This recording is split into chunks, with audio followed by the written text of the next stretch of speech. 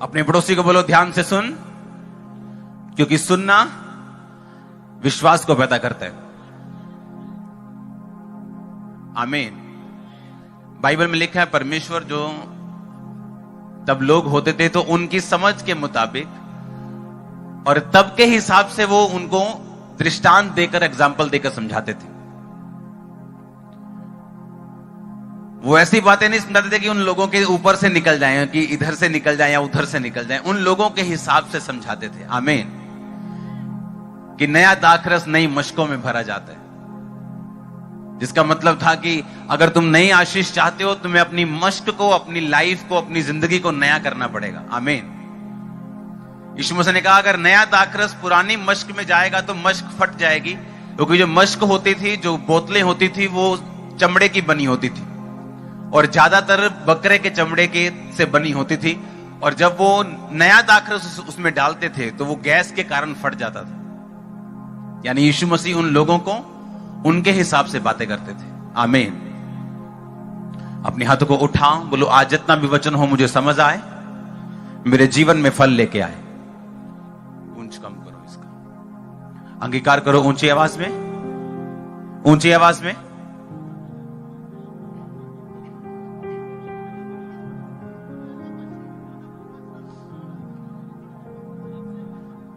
ऊंची आवाज में जितना वचन आज मैं सुनूं, मैं फल लेके आऊं।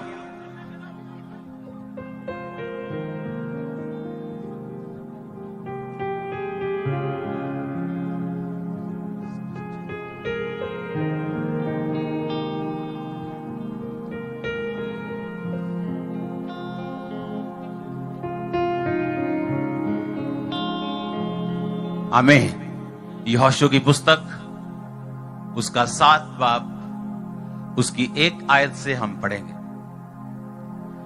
परंतु इजरायलियों ने अर्पण की हुई वस्तु के विषय में विश्वासघात यानी धोखा किया। अर्थात यहूदा गोत्र का एक अकान जो चेहरे वंशी जब्दी का पोता और कर्मी का पुत्र था, उसने अर्पण की हुई वस्तुओं में से बहुत कुछ ले लिया। इस कारण यहोवा का कोप इजरायलियों पर भड़क उठा। यहोशू ने यरीहो से ए नामक नगर के पास, जो बेतावन से लगा हुआ बेतेल के पूरब की ओर है, कुछ पुरुषों को यह कहकर भेजा, जाकर देश का भेद ले आओ। और उन पुरुषों ने जाकर ए का भेद लिया। और उन्होंने यहोशू के पास लौटकर कहा, सब लोग यहां ना आए, कोई 2-3 हजार पुरुष जाकर ए को जीत सकते हैं। सब लोगों को यहां आने का कष्ट ना दे, क्योंकि वो लोग थोड़े ही हैं। इसलिए कोई 3,000 पुरुष वहां गए, परंतु ए के रहने वालों के सामने से भाग आए। तब ए यानी नगर का नाम है ये। ए के रहने वालों ने उनमें से कोई 36 पुरुष मार डाले और अपने फाटक से शबारीम तक उनका पीछा करते हुए उतराई में उनको मारते गए। तब लोगों का मन पिघल कर जल सा बन गया।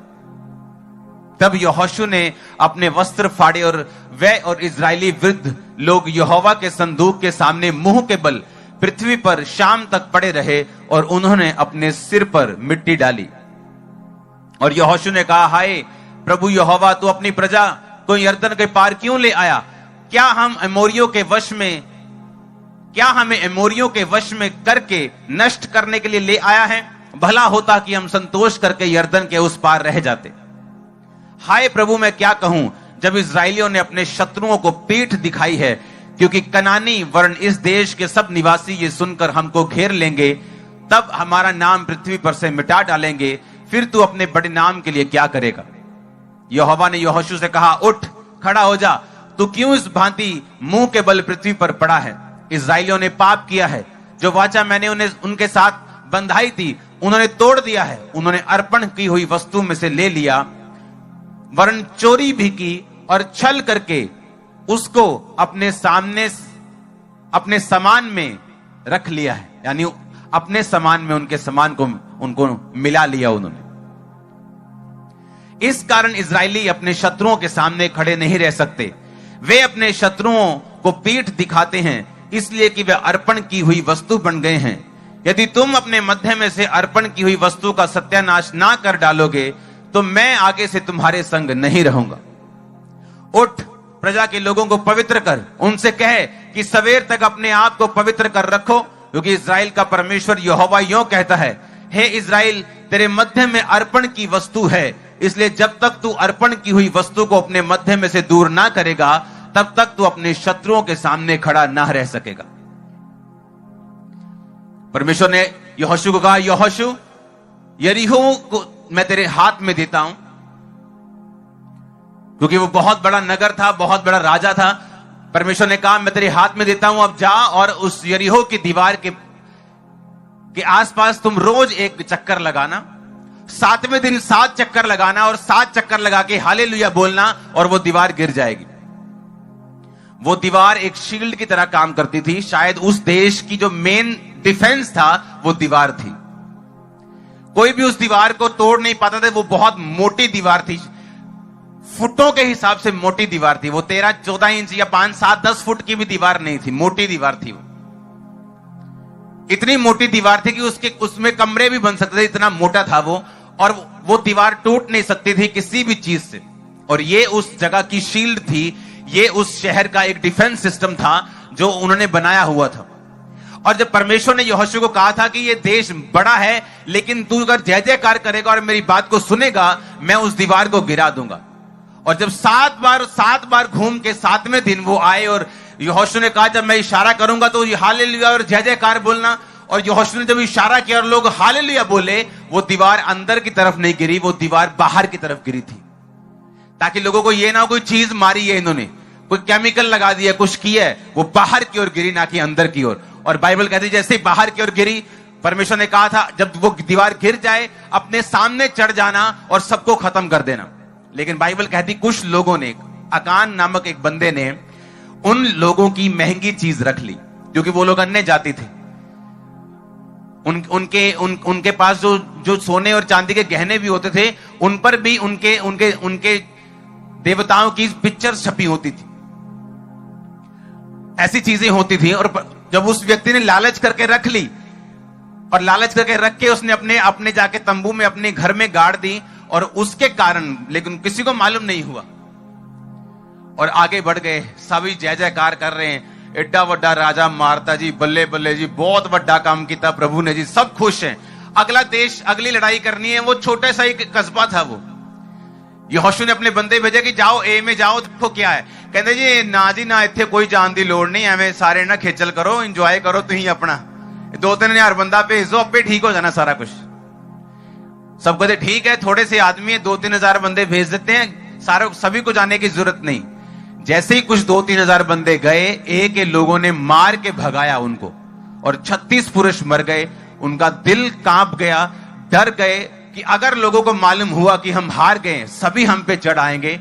और बाइबल कहती वो रोते रहे और पीटते रहे। और जब यहोशू परमेश्वर के सामने रोता रहा, तो परमेश्वर ने कहा, इस्राएल अपने शत्रुओं को पीठ दिखाता है, क्योंकि उसने मेरी वाचा को तोड़ दिया और अर्पण की हुई वस्तु रख ली। अब एक क्रिश्चियन व्यक्ति को यह समझ आनी चाहिए, ना बल से ना शक्ति से, बल्कि उसकी आत्मा के द्वारा। ये एक लेसन था यहोशू के लिए, ये एक लेसन था इस्राएल के लिए, कि हम गिनती में थोड़े हों, हम गिनती में ज्यादा हों, लेकिन अगर परमेश्वर हमारे साथ नहीं है तो हम हारेंगे। अगर वो हमारे साथ है, राजा कितना भी बड़ा क्यों ना हो, दुश्मन कितना भी बड़ा क्यों ना हो, परमेश्वर उसको हराएगा। उसकी पीठ हम देखेंगे, हमारी पीठ वो कभी नहीं देखेगा। सुनो मेरी बात,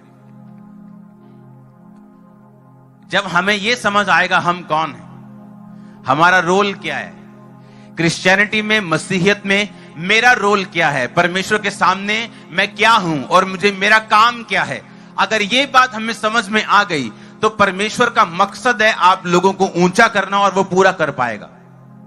सुनो, परमेश्वर का मकसद था इस्राएलियों के लिए कि मैं इस्राएलियों को पूरी दुनिया में महान करूं। ये मेरे निज प्रजा हैं, ये मेरे निज लोग हैं। और क्यों चुना था इस्राएल को? क्योंकि इस्राएली कौम सबसे छोटी थी। परमेश्वर ऐसी कौम को चुनना चाहता था जो सबसे छोटी और सबसे कमजोर हो, ताकि जब मैं इनको जिताऊं तो कोई कौम ये ना बोले कि हम बहुत थे, हम गिनती में बड़े थे, हम बड़े पराक्रमी थे, हम बड़े बुद्धिमान थे, तो परमेश्वर ने हमें चुन लिया, देखो आज हम पूरी दुनिया पे राज करते हैं। परमेश्वर चाहता था कि मैं एक छोटे लोगों को चुनूं, जिस तरह कुरिन्थियों में भी लिखता है कि परमेश्वर ने जगत के निर्बलों को चुन लिया, जगत के तुच्छों को चुन लिया, उसने कमजोरों को चुन लिया, उसने बेअकलों को चुन लिया, ताकि जिनको अकल है उन्हें शर्मिंदा कर सके। परमेश्वर उन्हें इतना ऊंचा करना चाहता है। आप मेरी बात समझ रहे कि नहीं? लिखा उसने गरीबों को चुन लिया ताकि तुम बड़ों बड़ों को आशीषित कर सको। ये उसका प्लान है, मेरे लिए नहीं, सिर्फ यहां बैठे हर बंदे के लिए जो बपतिस्मा ले चुका है, जो उस पर बिलीव करते हैं। आपको मालूम कि नहीं? हर इंसान के लिए, हर बंदे के लिए। आप मत सोचो यहां हजारों लोग बैठे, आप सोचो मैं बैठा हूं सिर्फ, और मैं आपसे बात कर रहा हूं कि वो आपके लिए क्या सोचता है, मैं आपको बता सकता हूं।